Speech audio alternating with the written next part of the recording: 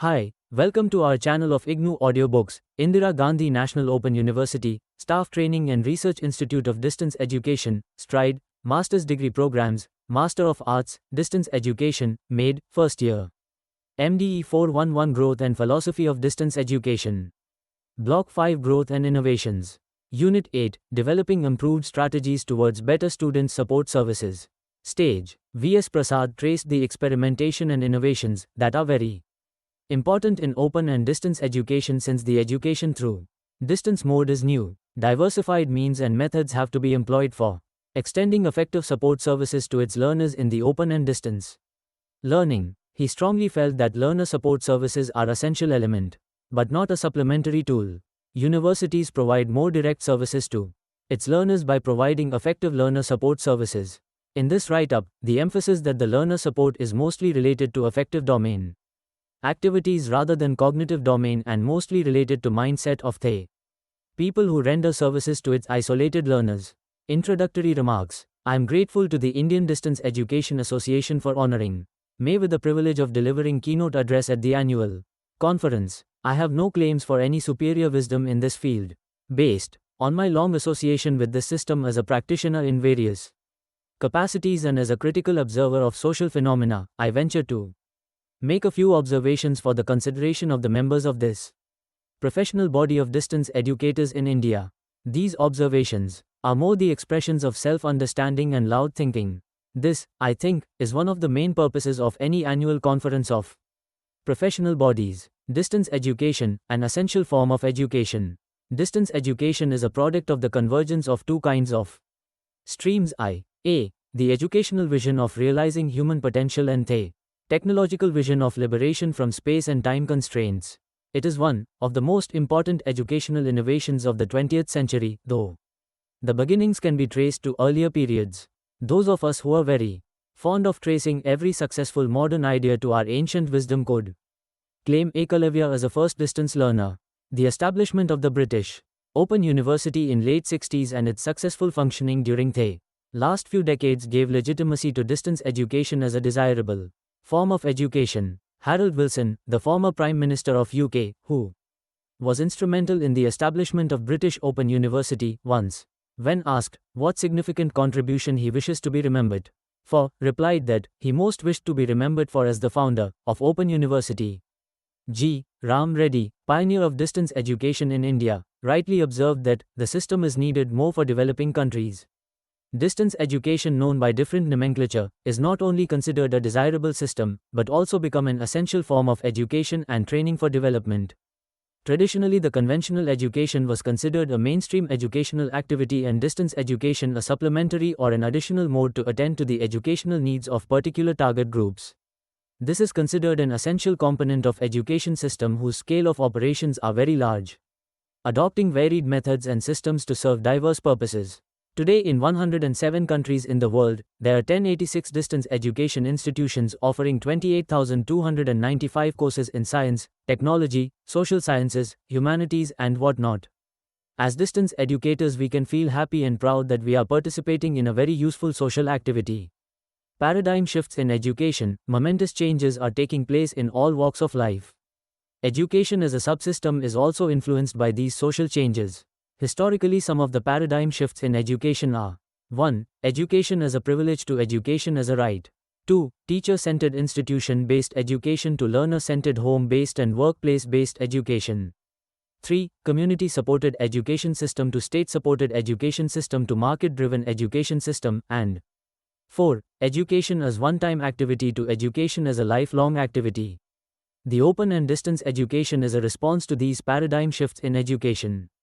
Any discussion on mission and methods of distance education should take these paradigm shifts as benchmarks for analysis and understanding. Developing improved strategies towards better student support services, the theme of the present conference, should be explored in the context of open and distance education paradigm. Learner-centered approach. The learner-centeredness is considered an important defining character of distance education, like people-centeredness in democratic policy and consumers-centeredness in capitalist market systems. The learning process is to be designed keeping in view requirements and the conveniences of the learner. The technology mediation helps in overcoming the space and time limitations and design educational processes based on learned needs. The YCMOU brochure entitled Liberating the Learner aptly expresses the philosophy of distance education. The student support services are considered an essential component of distance education, which makes it different from private appearance. All the services provided to the learners, other than the learning materials, are considered support services. Mariam Craft. Methods of support services. In India, we find quite a divergence in the methods of providing support services by distance education institutions. The pattern followed by most of the CCIs presently DDEs are: A. The support services are mainly related to subject-based tutorial services, personal contact programs, and B. The services are more in the form of one-time contact group services. The pattern followed by most of the open universities is: A. The support services are structured as a continuous activity. B. The support services are provided through the institutions popularly known as study centers, and C. The support services include subject-based tutorial services and system-based services. Influenced by the experience of open universities, most of the CCIs have also adopted study center approach for providing support services. For an overview, we may identify a few important features of systems of student support services in India. These are: A. The services are mostly delivered through study centers, work centers, regional centers. There are variations in the structure and processes of these centers. Some institutions like IGNOU are trying to provide support services directly to learners through the print and other media. B. The services are more group-based than system-based. C. The services are more subject-based than system-based. D. The services are more structured and less flexible. Dimensions, issues and concerns. A. Student support services as an essential requirement. The student services as an essential requirement means proper budget allocation and appropriate organizational arrangements. It is not inconceivable then that many institutions may not provide adequate services on the plea of lack of sufficient resources. It is therefore necessary to identify the minimum services to be provided and the resources required for the purpose. The prioritization of service also helps the institutions to use the resources optimally. B. Balance between individual and institution support-based services. The philosophy of distance education demands more individual-based support services. How to individualize the mass media is one of the challenges faced by distance educators, as rightly observed by Sir John Daniel. The pragmatic considerations lead to providing the group-based services through the study centers. The institutions should make efforts to provide direct services to individual learners. C. Flexibility in providing services. At present, the open universities are following a more structured approach to provide the services. Keeping in view the needs of learners and nature of programs, diversified strategies may have to be used. The learners from disadvantaged social background and women may need special attention and services. Fee payment based on the capacities and services based on the needs should be the approach of distance education institutions. In designing the flexible structures, the pedagogic requirements and the diversity of learners' situations should be taken into consideration. D. Use of multimedia technology for providing services. At present, the subject-based services are mostly provided by the academic counselors, tutors at study centers. There is a need to use satellite and computer technology for providing more interactive support services. The IGNOU is using satellite and computer technology for certain programs.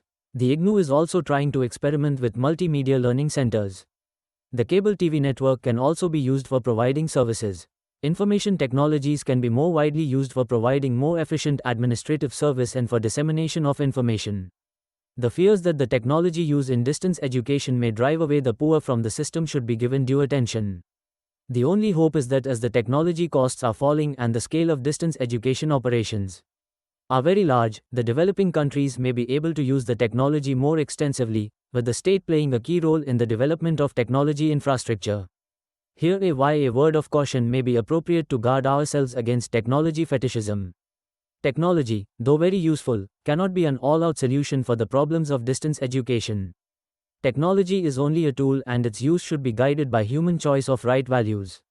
A. Partnership arrangements. The distance education is considered cost-effective because of its ability to use the available infrastructure during the lean period. The support services are generally provided by using the facilities at existing educational institutions. The experience of sharing of the facilities is not always encouraging. There is a need to develop clear norms and patterns for sharing of facilities. The feasibility of developing partnerships with institutions with common objectives should be explored. The partnership arrangement can be entered with public organizations, community-based organizations and private organizations. In entering into agreements with private agencies, care should be taken to see that the learners are not exploited and the institution's name is not used for commercial purposes. The bilateral, multilateral MOU approach followed by public undertakings can be adopted for this purpose. F. User responsibility in providing services. The distance education programs as public goods serve the society in general and target groups in particular. The distance education has a rightful claim on the use of community resources for providing student services. The industry and other service sector organizations, both public and private, should actively associate in providing facilities to their workforce for pursuing distance education programs. The industry and government organizations, in collaboration with open universities, can undertake the tasks of updating the knowledge and skills of staff through distance mode. G. Ensuring optimal use of facilities. The experience of open universities and other institutions shows that only around 30 to 35% of learners are using the services. It is paradoxical that on the one hand we do not have sufficient resources to provide services and on the other hand the services provided are not sufficiently used. The causes for underutilization of facilities needs to be examined and appropriate strategies should be designed for the optimum utilization of services. H. Quality of support services. The underutilization of services may be because of poor quality of services. The quality of tutorial and counseling services need to be improved to motivate the learners to demand for more. The training of support service staff is necessary to improve their competencies, and feedback from the learners on the quality of services will help in designing more appropriate service systems. 1. Sharing of support services. The sharing of support services among the distance education institutions is necessary for optimum utilization of limited resources. Some of the services which can be shared are exchanging experiences in providing support services, sharing information on distance learning programs, materials on study skills of distance learners, collaborative staff training, tutorial and counseling services for common pool programs, teleconferencing services, library services, exchange of consultants, etc. Sharing of services is possible only if there is a paradigm shift from competitive ethic to collaborative ethic. Even in competitive situations, the problem today is defining the rules of competition. J. Development of study skills. The distance learners should have appropriate coping skills and strategies to pursue their learning through distance mode. The study of learning materials, time management, preparing the assignment require considerable effort and skills. Some distance learners suffer from Abhimanya syndrome, LR. They know how to enter open universities but do not know how to come out successfully. The learners should be clearly informed of what is required from them as distance learners before they join the program. Here the pre-entry counseling will greatly help the learners. The British Open University has prepared a student charter, which is given to every student on going to the university.